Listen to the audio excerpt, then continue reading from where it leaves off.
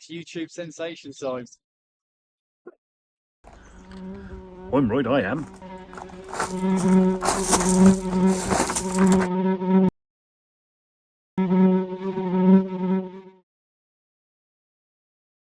Right then, we're off to Kenilworth Castle. I've got a full tank of fuel. Nearly ran out yesterday. Didn't realise the blinking was no fuel left. So we're leaving our abode here.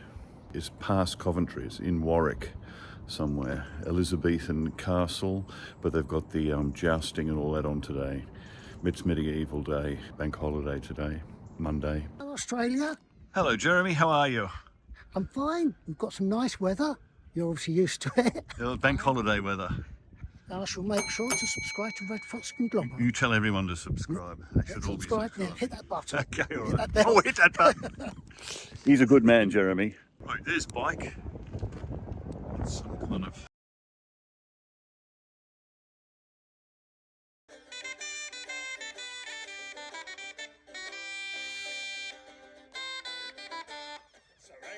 Was a valiant knight and true.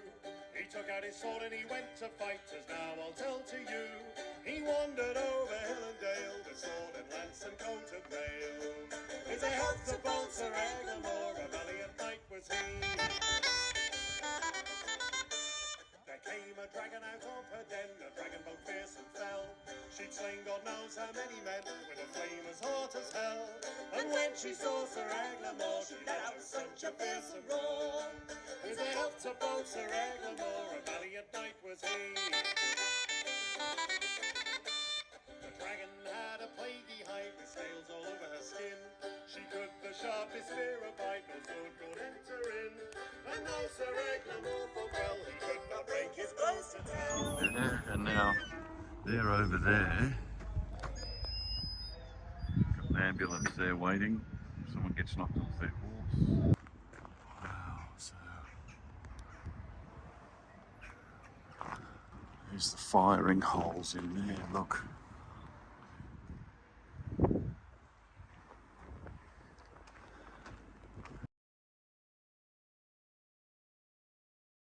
The history, ancientness, the people that were here. Buttresses, are they?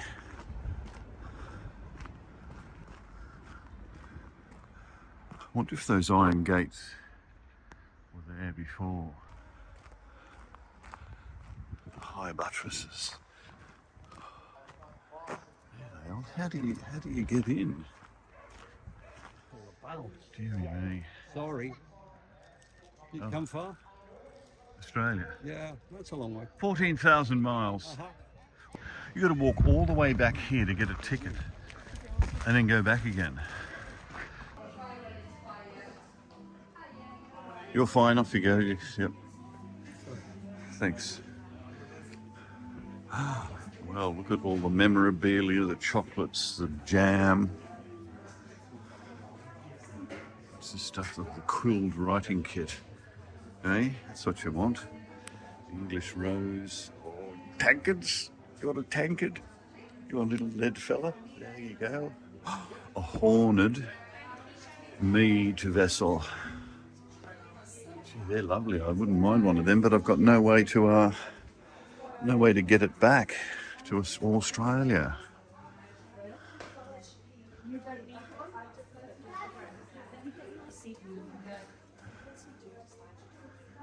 Help me? Yeah, I can't. I just need a moment. No, there's no rush. No rush at all. How can I help? Right then, I have my ticket. That's my ticket, and I've got a receipt in case it gets torn off in a battle with a knight.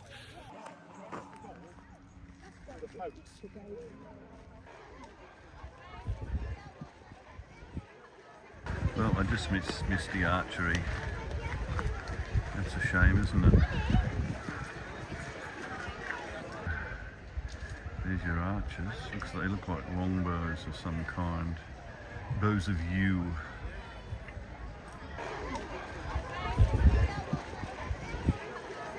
So this is a footprint of some kind of structure here. He's all the gear, isn't he? It'll be hot in a day like this, poor fella.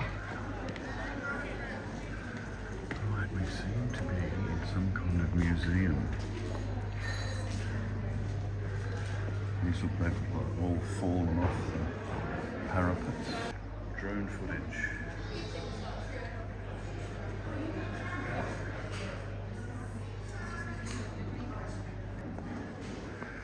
On the drone.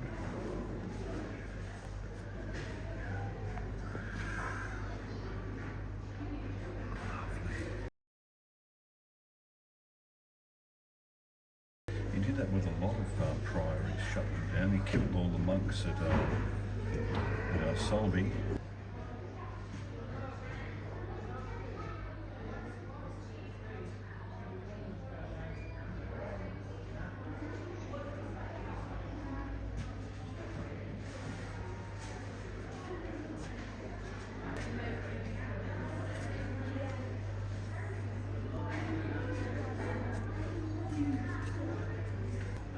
Balls in England. Man, let's imagine that hitting you. Well, they've got a trebuchet here, I believe.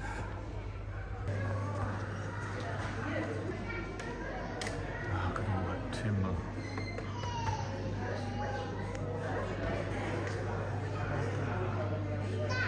It'd go up in flames, wouldn't it? The candles they've got some kind of cafe here. Well, these were the stables, I think. Oh, look at all that timber.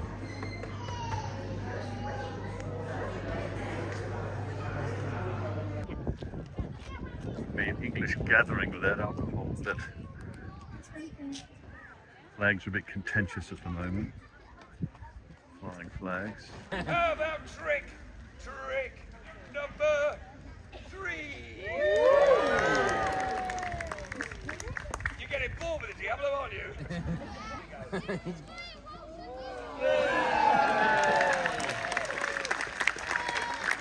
Let's see. Here we go then. Throw it in the air and catch it on the string. Put in work, like when he, I think it's clone, is it Attack of the Clones? Where he just appears there, Django. Like, we have the Spolder, which obviously goes on your shoulder, that's how I remember it, Spolder for your shoulder. We've got the upper cannons, lower cannons, guess where they go? Your guns. Forearms. And your arms, of course. And then we got the Kuta, the Kuta which protects. So you've memorised all the names. Of course, you know. Are you going to be putting them on in I'll be putting them on my brave knight, name was Adrian. Oh, are you a squire? Is that I'm what a they... humble squire, you know. That's true. Yeah, and if you have a longsword and you can swing up. See, here's a different selection of helmets there. Different helmets on. Surely you could expire. I mean, faint. Yes, I mean, you know what I mean? From the heat with all that gear on, and you're fighting for your life, or I mean, so we fought in all weather. So we fought in the snow, and we fought all the way to 42 degrees heat. And when it's that hot, you can genuinely pour out water into the armor, it boils off. It's that hot. So hilariously, the best way of telling how hot someone is in their armor is, it's a bit of a weird question to ask tonight, but it's a really good way of gauging how warm they are. If they're wearing a leg harness, they've got their up here, they've got their cuisse, which is that their piece of armor here, bit of metal, yep. If you touch that body heat from your thigh heats that up very quickly. So you'll feel what their body heat is like at the time. So you can touch that bit of metal and you can feel how warm that is. Their airflow is really bad. So if you imagine you're breathing, the air can't come in faster than the amount of air you're breathing out. So you start getting loads of carbon dioxide in there and you're struggling to breathe. Seriously. So if they're passing out, they'll pass out from the lack of oxygen before they pass out at any time. When we get the new night with our team, you get this thing called coffin fever, which you probably, if you ride your motorbike, so essentially you're so locked into the arm that you're running out of oxygen and you feel, you know, claustrophobia. Like, I know it well. Yes, so literally you get full on panic, and it's very common for the first few times you're fighting an armor to get full on panic attacks because you're locked in, right? So you can't even lift the visor without someone else unlocking you out, things like that. So you panic. And then you breathe harder, and you're breathing harder, so the more CO2 coming in, and you just go and go and go. Have you seen them pass out and fall on the ground? Yes. What's your name? My name's Sir Stanley Timbrell. Sir? Yeah. I have a knight. I didn't realise. No, it's okay. It's perfectly fine. Sir Stanley. Stanley. Yes. Do they Sir Stan or Stan or Anything you want, sir. Honestly, you can call me Marshall, you can call me Stanley, whatever works. So I go by the name Sir Stanley Timbrell because one of our founding members. There's one corner, I would say, of the castle there. There's nothing there though. It's like a gatehouse. There's no rooms. It just goes up that, spirals up this part here. I'd say it's for fortification and attacking the enemy. You can see the where they shoot through the gap there. This is, could be 1600s or something like that. This guy's got all his clothes off now and he's swinging fire around.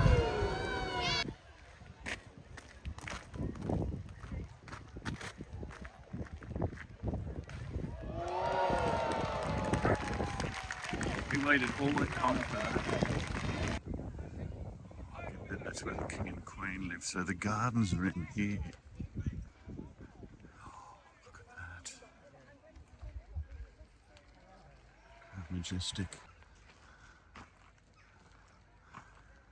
Nothing worse than being someone who's a sword fighter or someone who fights in a melee, running forwards and having the tip of that sabaton catching the floor. There'll be no give, you'll end up on your face, someone's going to kill you.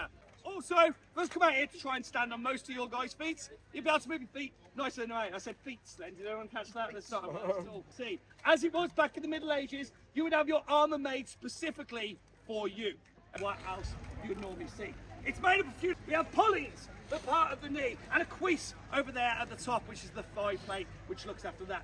Wear anything in certain places where you'd think you'd still need protection, because this is going to hold them legs in place. So every time he takes a step, they're going to want to start travelling down his legs. That's caused a big problem. One of the worst things that can happen, it's the most common thing that can happen, is that this part of the metal slowly works its way down your leg, so it's resting upon the top of your foot. So what we're doing right now would never have happened back in the Middle Ages. We're going to tell you the truth on this. We would never put our arming jacket on with our arm harness already attached, okay? The arm harness itself is made up of 4 different parts. You've got this part down here, which is called the vambrace. The bit in the middle is called a pulling. Pulling protects your, no sorry, that's the knee. It's the cutter. The cutter protects your elbow, works as a very good weapon as well. If he does get too sick of my voice, you can give me a smack in the back of it as well, that horrible spike. Underneath this part over here is what we call a rear brace, which look after, and then we get to the shoulder protection. These are the parts which you can really make that first decision. Here's wearing what we call pauldrons, so important to be showing off your heraldry. And then after this, we're going to be moving on to the word chainmail was a Victorian invention. They called the chainmail. Before that, we just called it mail, just by itself, M-A-I-L-L-E. It was an old French word which meant to mesh. You can do it. Oh, that's really. Would you always put this on last? And there we go. It's not quite as good a protection, gives you the mobility that you need that you can't get out of the plate armour though. So, as I said before, better to have something in that area than having nothing in that area. Nice on mine. That's exactly what this armour was to do. Back in the Middle Ages, we got all of our power from how much people thought of us, okay? It was all about social power. Who can tell me, what's this bit called? The breastplate is that bit there at the back. This triangular section you see at the front, that there is called a placard. These parts here are called folds or lays, and they protect the bottom of your belly, but also allow you to bend forwards as well, allow you to lift your legs without your armour getting in the way. Again, his helmet, it's only going to protect up to his nose, the better clips up and protects the bottom part of his face as well, stops him biting children. Okay, so this is the one thing that allows us to fight in it effectively and well. And then the sallet goes on top of his head like this. Nice and simple. Sallet is what most of our knights wear. Sallets, I think all of us wear sallets here today. Flows out to the side with a lovely visor on the front, clip down like this, with his bevel going up to protect the bottom part of his face like so. He is fully encased, fully protected. I give to you a 15th century knightly.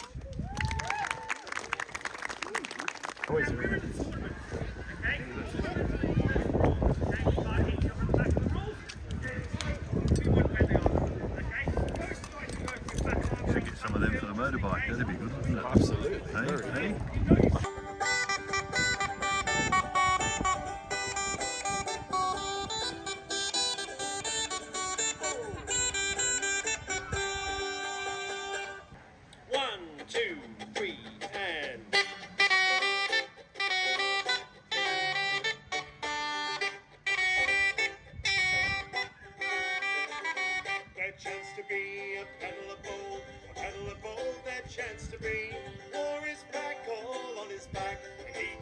galloping o'er the lea. By chance he met two troublesome rogues, by chance met he. One of them was Robin Hood, the other little John so free. Here I am at Kenilworth Castle. Bit of a remnant here. Apparently Cromwell came through again, once again, and smashed down the church. That was a church down there, that footprint, I found out. And during the Civil War, they smashed a lot of this so they couldn't use it to defend themselves anymore. And of course, knocked the church down. Typical Cromwell, typical. That would be in the 1640s, around that region. Civil War.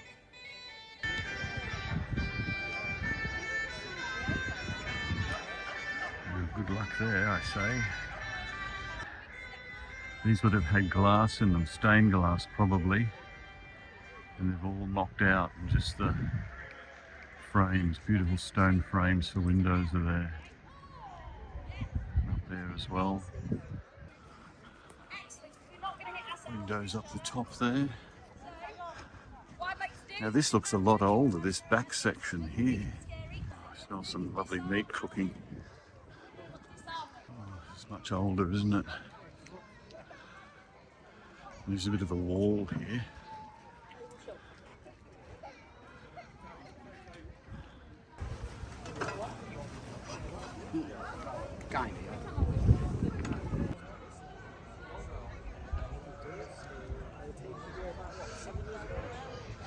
They say, old hag, what are you brewing there? Trouble and trouble.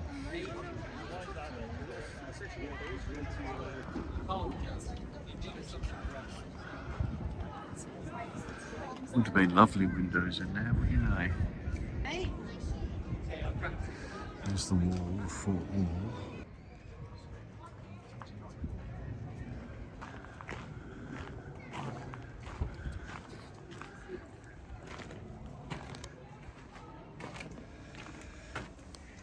So do you know what those are?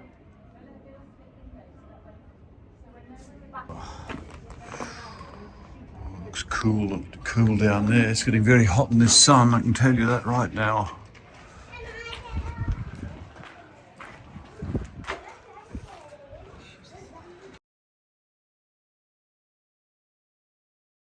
There's something down there, there's a doorway. I think these are where timbers went across the floors. So there was 3, 4 levels here. This is definitely one under here, because there's the windows for the next floor. And then across that way would have been the 3rd floor.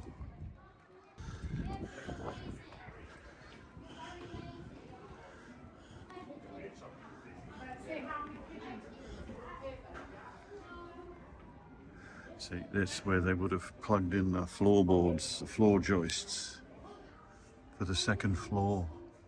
And then there's the 3rd floor joists there. And the 4th floor joist up there. You just wonder who's come out and looked out this window. Conifer there. Out here. Maybe enemies rushing to the walls, I don't know. Seems to be at least 3 doorways down there in the wall.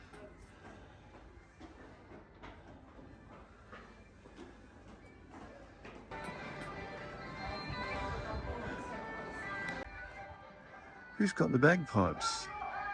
She's playing the bagpipes now, isn't she versatile? That looks like a fireplace there. There's literally It's a hearth. Look at that doorway.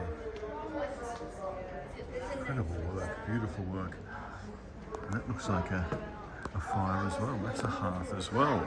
These are where they put the timber in for the flooring. Do you see that? We're right up close to that, because I think that's been put in later, I'm pretty sure.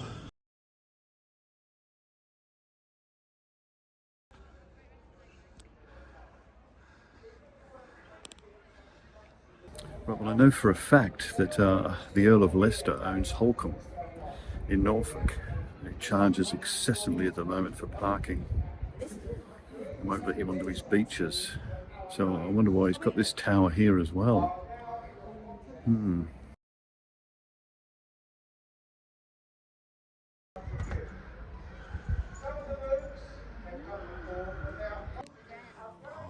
It's a long way down. Sword writings on there. Here's something else they've raised to the ground. I think it was, what did he say it was? The monastery or something? They took that out, the church down the bottom. Pride often comes before a fall. So essentially, I would say that this bout is going to be experience and battlefield ruthlessness against youth, speed and impetuosity. Let's see who wins. So it says lay on and then again. So Sir Edward holding his sword up in a high guard, now going to a mid guard, the ox. Now the iron gate, that guard's called. Sir James, nimble on his feet, outstepping, but a good strike to the head there from Sir Edward. That won't please Sir James, moves out of the way. You can see, ladies and gentlemen, it's all about footwork.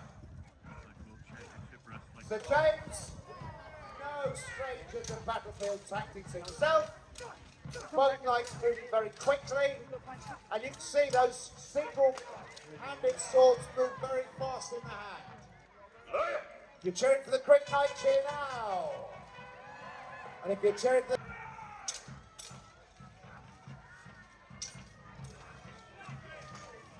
So Sir Robert, good strike against Sir Adrian there, but he's gone round that. Sir Robert cutting him away to one side, defending well. Sir Adrian a little over enthusiastic, and I think he's trapped now and he's disarmed. Sir Adrian, Sir Adrian, will answer the question. Sir Adrian, you should answer that question.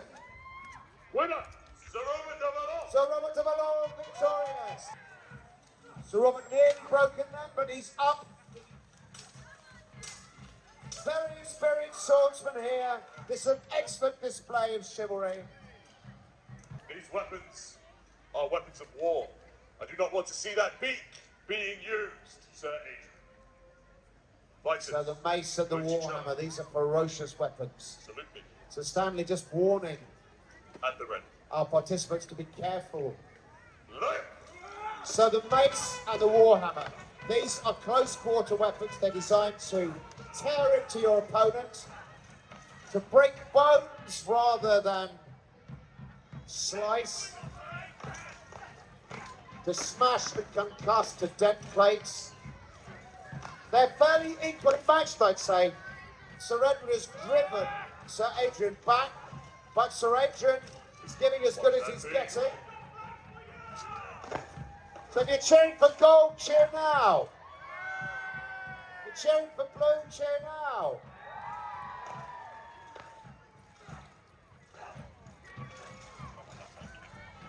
So, both our knights have lost their shields, and now Sir Adrian has clubbed Sir Robert using the ox guard.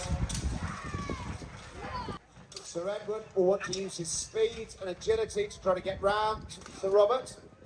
At the moment, trying to slog it out with Sir Robert, I don't think it's going to work.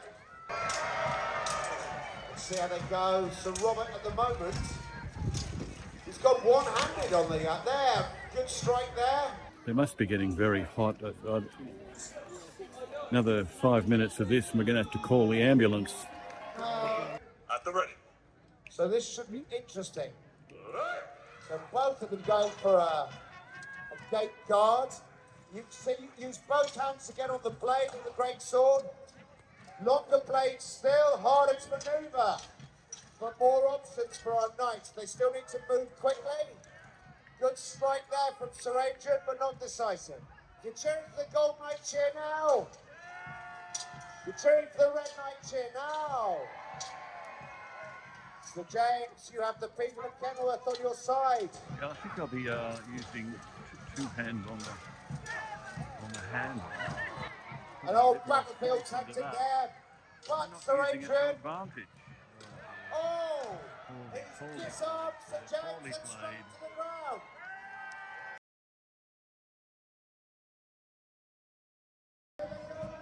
This right here was the holy place. So there would have been a window up the back here, stained glass window, and that would have been where the common folk well, probably not the common folk, all royalty attended church here. He said it went right back to the trees.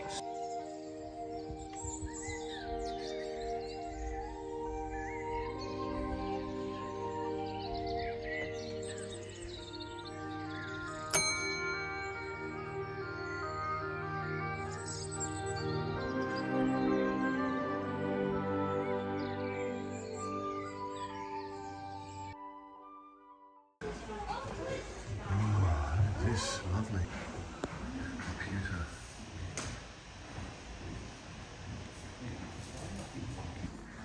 But that's lovely. Is it for a child? Did it have a water all the way around it in 1575? Looks good.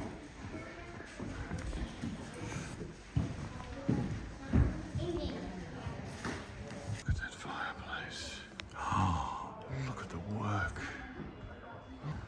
Look at this for a sideboard. This is overkill. Oh, steps. A Shakespearean house. Doesn't handle light very well, unfortunately. This camera. See, it's a little bed. There's the bed from a different angle. I wonder if they were used. Well, here we go. A bit more spacious than the steps in the tower for the bell ringing, I can tell you that right now. When you get up them, both shoulders are rubbing the sides. What murder. Should have elevators in here.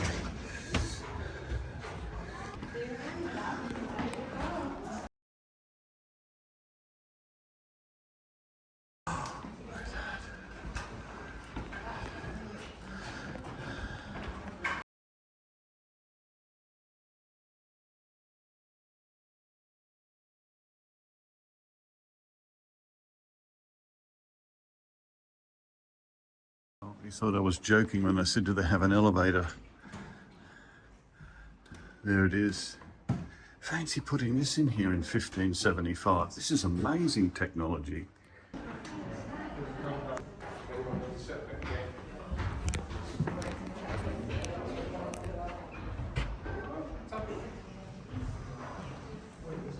Yeah, I bet it was mysterious.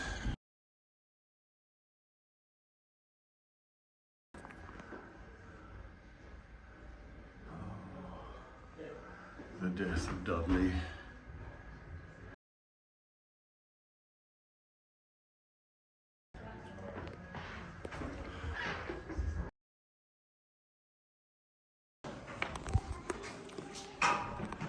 Get that tile cut.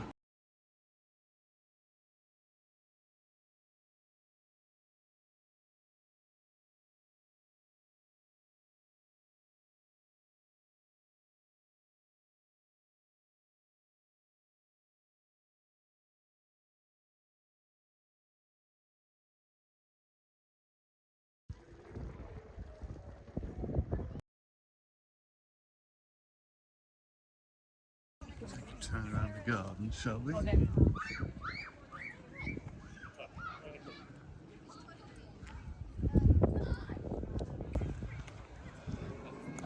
This is just a mini garden here. I say it's the croquet field. And there's the croquet mallets. There's no balls though. What's a croquet mallet feel like? You know, it's reasonably heavy. Lovely. All that is. Looks like Atlas. What do we got here? Now we're just leaving summer, so I'm thinking this is just the end, maybe just toward the end of a beautiful garden. Some kind of aviary. Sounds like that fella's either setting himself on fire or throwing himself on a bed of nails. One of the two.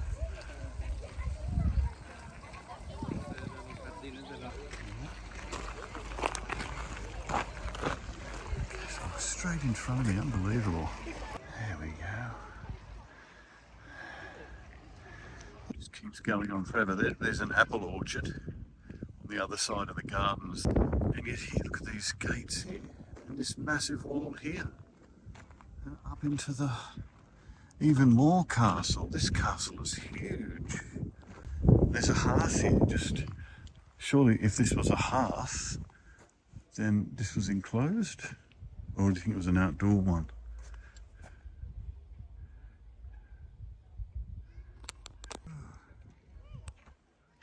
It's just exhausting. It's huge. This goes on forever.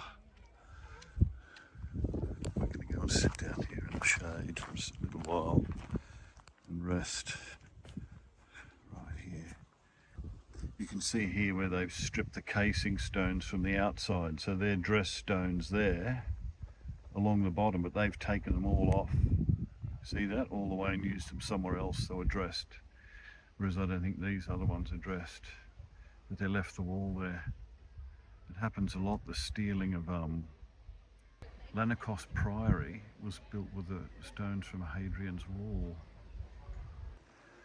Right, here we are.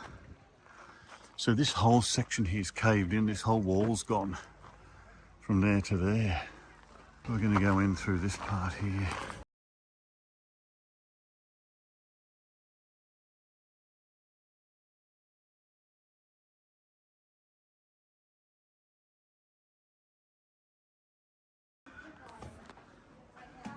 These well-worn steps, eh?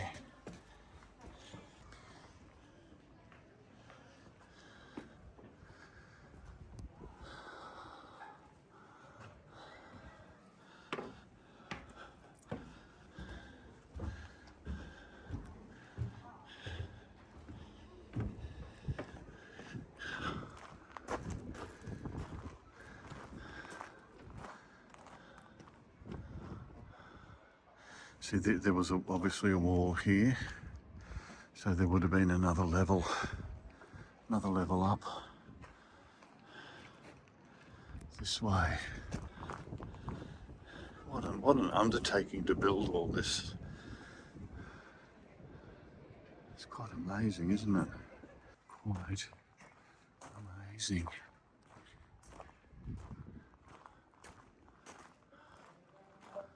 Look at the corrosion here. Look at this corrosion here. Wow, it looks like the rocks around the headlands in Australia, doesn't it? Certainly all the way. These look solid. I think that's a privy. I think that might have been a privy.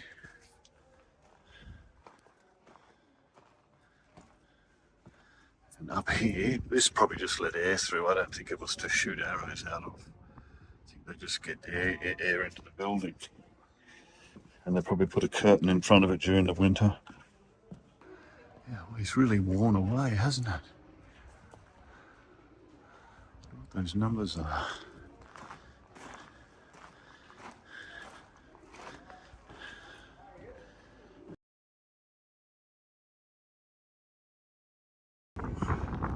Small holes. What's in here? Now, I'd say that was a stairwell. What do you reckon? I reckon this is where the stairwell was to get down for sure. Down and up. I'm not sure what that is. It was something. According to the pictures up the top, all this was water. All of it was water. It had a massive lake around it. And I guess this was the bridge over the lake to get to it. So all down there would have been water, right out through to there probably. This would have been the other bridge. So this would have been water. Kings and princes and queens have been over this bridge. It's hard to believe, isn't it? The gate looks as old as the castle. And there we are. That's us right there. Well, I hope you've enjoyed that. I'm exhausted. My back is killing me.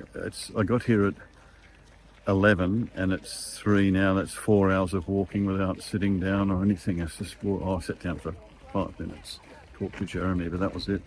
So I hope you enjoyed it. We'll see you next time on the Red Fox Conglomerate in association with the Squirrel Holdings. Going on here. Those fellas down there. It's very interesting. She's scooping up the poop. The llama poop.